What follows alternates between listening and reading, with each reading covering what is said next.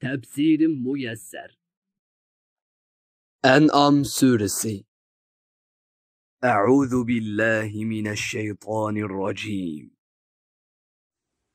Ey Peygamber, Kur'an oyatları haqqida qalaymaqan gaplarni qilayotgan va uni masxara qilayotgan mushriklarni ko'rganingda, ular buningdan boshqa gapga yo'tkalmaguncha ulardan yiroqlashqin. Agar bu ishni shayton sana untildirgan bo'lsa, esingga kelgandan keyin bundaq o'ziga o'zi zulm qilguvchi qavm bilan billa o'ltirmag'in. Allohning buyurganlarini o'rindab, to'sqanlardan yiroq turadigan taqvodor mu'minlarga Allohning oyatlarini masxara qiladigan kofirlarning hisobidan hech narsa yuklanmaydi. Lekin mu'minlar ularning bundoq qilmishidan saqlanish uchun ularga vaz nasihat qilishi kerak.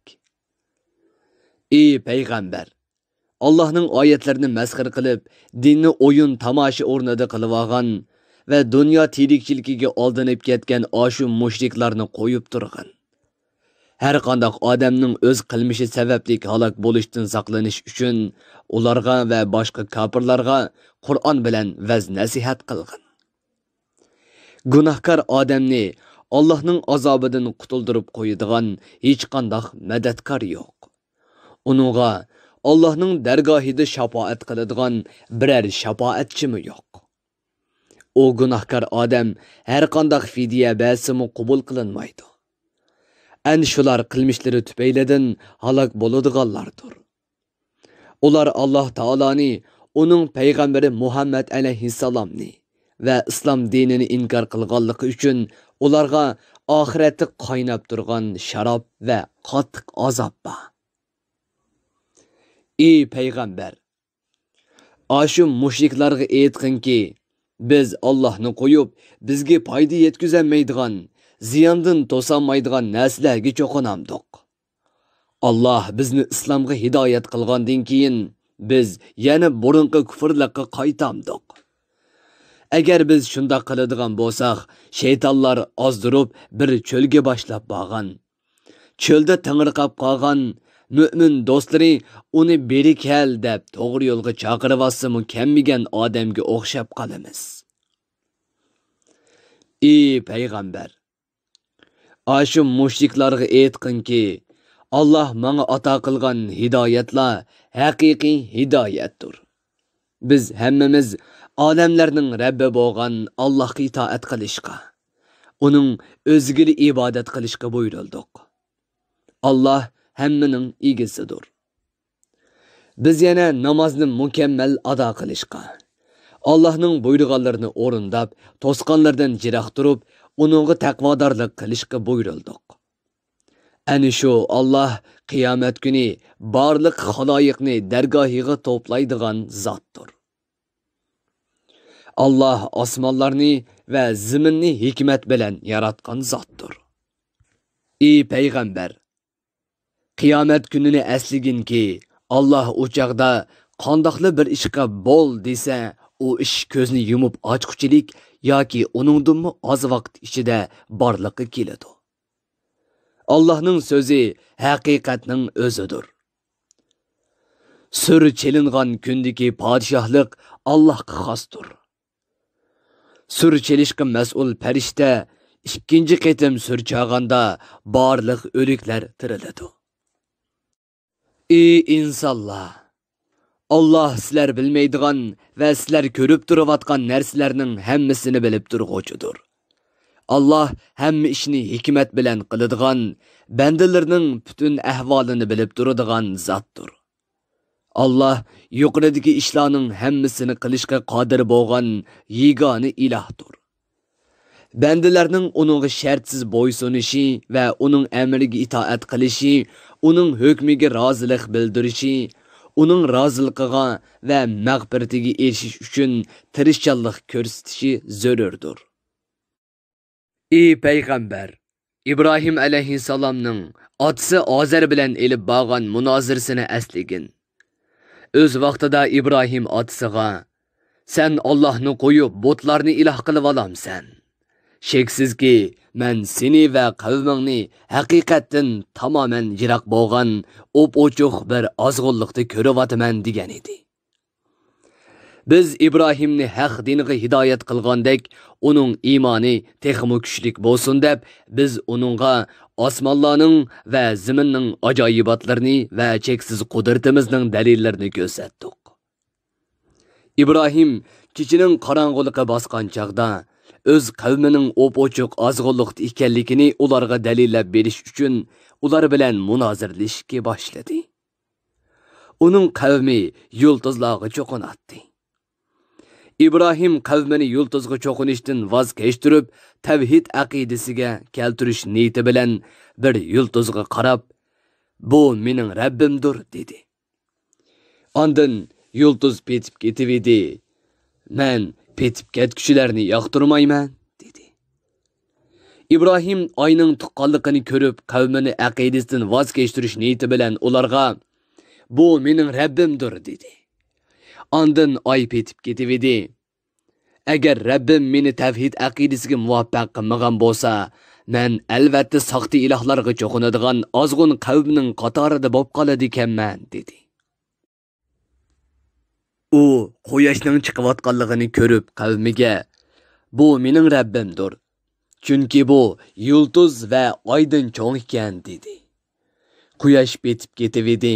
U qavmiga aytdi: "Ey qavmim, men sizlar Allohga sherik keltirib cho'qinayotgan yulduz, bot qatorliq narsalardan albatta yiroqman. Sheksizki, men sherik aqidasidan yiroq turib, tavhid aqidasini tanlab, osmonlarni va zaminni yaratgan zotga butun vujudim bilan yuzlandim. Men Allohga sherik keltirgichlarning qatoridan emasman." İbrahimning qavmi uning tavhid aqidasi ustida uning bilan munozirlashdi. İbrahim aytdiki, "Alloh meni tavhid aqidasiga hidoyat qilgan tursa, sizlar men bilan ibodatni Allohning o'ziga qiladigan aqidam haqida munozirlashamsizlar. Men sizlarning ilohlarimiz seni jazolaydi degan so'zinglardan qo'rqib qolmayman. Chunki o narsalar menga qilchi ziyon zahmat yetkazolmaydi. Faqat Rabbimning iroda qilganida buningdan mustasno. Rabbimning ilmi hamma narsani o'z ichiga olgan. Sizlar buni o'ylab ko'rmamsizlar. Allohning ibodat qilinishga to'limi haqliq yegona ma'bud ekanligini tushunmamsizlar. Sizlar o'zinglarni va hech qanday asossiz holda cho'qinayotgan oshu butlaringlarni yaratgan Allohdan qo'rqmagan bo'lsanglar, men sizlarning butlaringlardan qanday qo'rqaman? Agar bilsanglar, aytib beqinglarchu.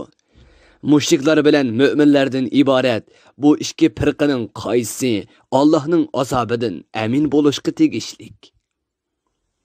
Allohga, uning payg'ambariga iymon keltirgan va islom shariatiga amal qiladigan, iymoniga hech qanday mushriklikni aralashtirmagan odamlar bor. Azobdan amin bo'lish ani shularga xosdir. Ular to'g'ri yo'lni topquchilardir. İbrahim o'z qavmini mot qilib qo'ygan ashu dalil paketlar biz İbrahimga qavmni qoyil qilsin deb ato qilgan dalillarimizdir.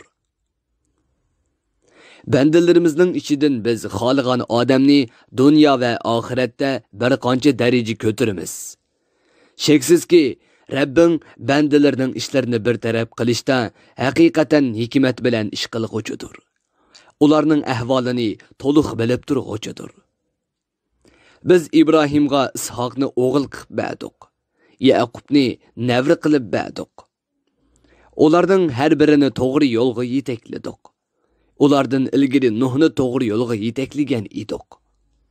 Nuhning naslidan kelgan Davud, Sulaymon, Ayyub, Yusuf, Musa, Harun qatorliqlarni to'g'ri yo'lga yetakladik. Ashu payg'ambarlarni mukofotlagandek yaxshi ish qilguvchilarni shundoq mukofotlaymiz. Zakariya, Yahyo, Isa va İlyas qatorliq payg'ambarlarni to'g'ri yo'lga yetakladik.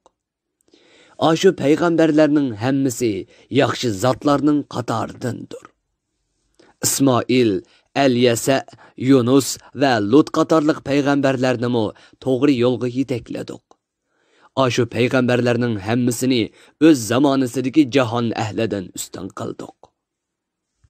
Aşularning ota bovalaridan, avlodlaridan, qarindoshlardan biz hidoyat qilishni xohlagan kishilarni hidoyat qildik. Ularni kishilarga dinimizni yetkazish uchun payg'ambar qilib tanladik.